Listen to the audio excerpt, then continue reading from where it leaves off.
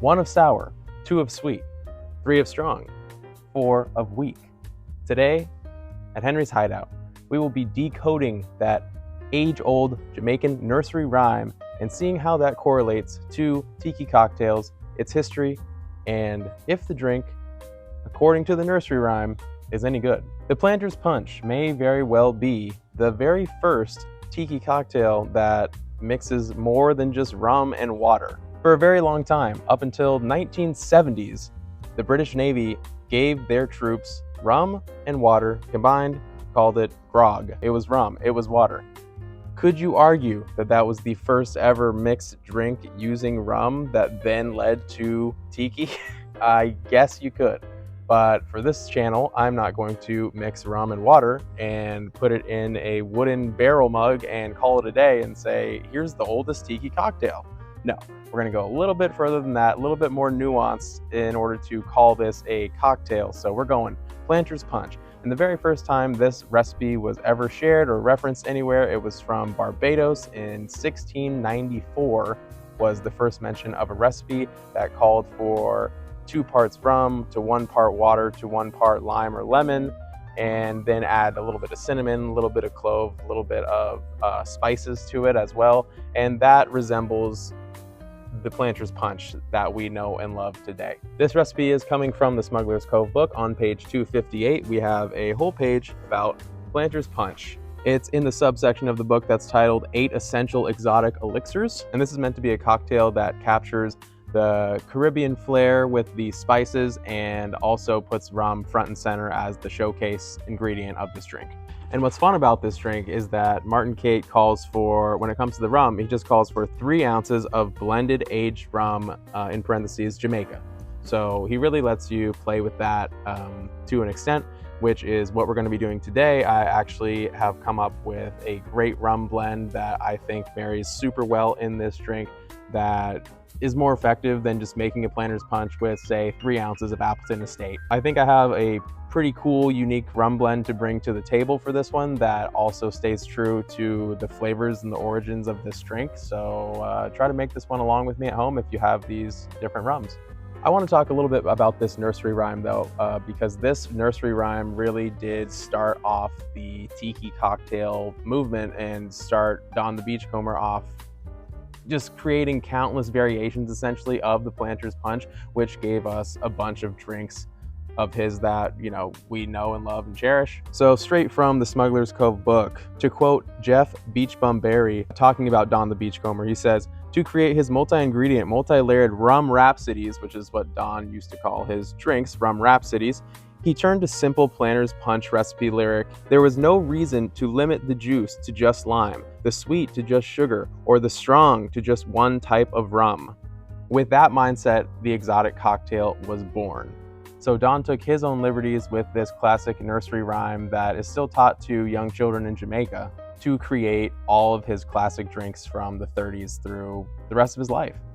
If you break down anything, even like a Trader Vic's Mai Tai, you have the elements of the sour, the sweet, the strong, and the weak. What is the weak? It is ice, in our case nowadays, now that we are blessed enough to have ready access to ice. But back then, weak was just water, just something to dilute. So if we were going original 1694 Planter's Punch, we would probably make this with warm water or well water or probably stagnant water that's went bad a long time ago. And to get technical, this is an adaptation of Planter's Punch created in 2009. But if you want to get even more technical, I mean, we're using rums that are a little bit different than what this calls for. This calls for 3 ounces of pure Jamaican. We are going to be doing a blend that I'll explain in a second.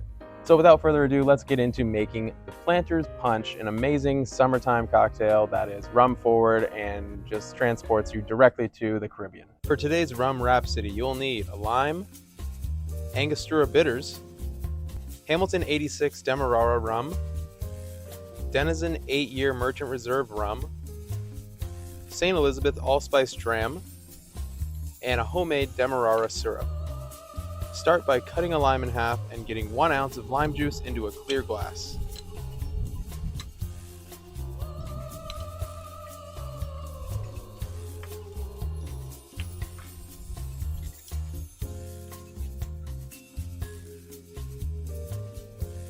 Then we're going to do 2 dashes of Angostura bitters, followed by a 1/4 ounce of St. Elizabeth allspice dram. And then we're going to do 0.75 ounces of our homemade 2-to-1 Demerara syrup. And the recipe for this can be found in the Smuggler's Cove book.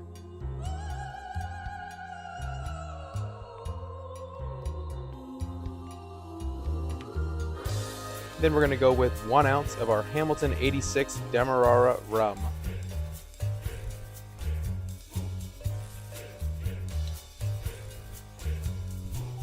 And we'll finish this one off with 2 ounces of our Denizen 8-year Merchant Reserve rum.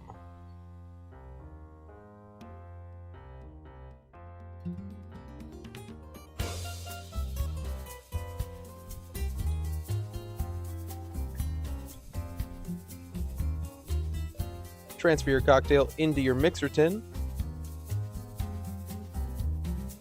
Hit it with a little bit of pebble ice and flash blend for 5 to 6 seconds. Transfer the cocktail into a chilled Collins glass.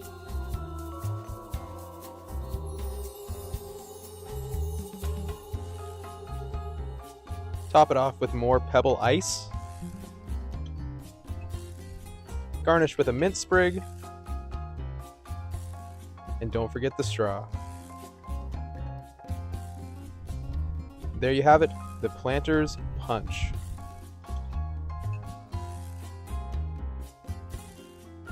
So, the adapted version of the Planter's Punch, all the way from 1694, adapted 2009, Smuggler's Cove, Martin Kate.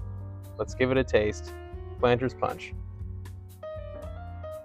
The levels on this one are just right, and that is thanks to the Smuggler's Cove adapted recipe. However, the flavors of the rum I will credit to my version here, which once again does use the Denizen 8-year Merchant Reserve rum. Why I chose this rum is because it is a perfect blend of Jamaican rum as well as an ambered Martinique rum. So it's not like that grassy Martinique, but it is another sugarcane based Martinique distillate, but it is just not grassy really. That's the type of Martinique rum that was used apparently in the Ray and Nephew 17-year, the stuff that Trader Vic used when he was blending his first 1944 Mai Tais. I enjoy the Denizen 8-year Merchant Reserve rum in a Planter's Punch more than I do a Mai Tai. If you make a Mai Tai with this, it tastes exactly like what you would imagine a Mai Tai to taste like. But for my flavor palette, I've kind of come to enjoy Mai Tais with a little bit of agricole in them, like an actual grassy Martinique agricole, even though that's not the traditional way. And then I like a really funky Jamaican rum to stand up to that as well in a Mai Tai. For the Planter's Punch, however, I love how this rum pairs with the Demerara 86. So you get that deep sweetness, that deep molasses from the Demerara 86, mixing with the Demerara 2-to-1 syrup that we put in here as well. And that plays with the allspice dram in a perfect way. And this specific Denizen blend complements those deep molasses flavors by giving you a touch of the Jamaican hogo and just a little bit of a sugarcane kind of freshness that the Martinique amber gives from this blend.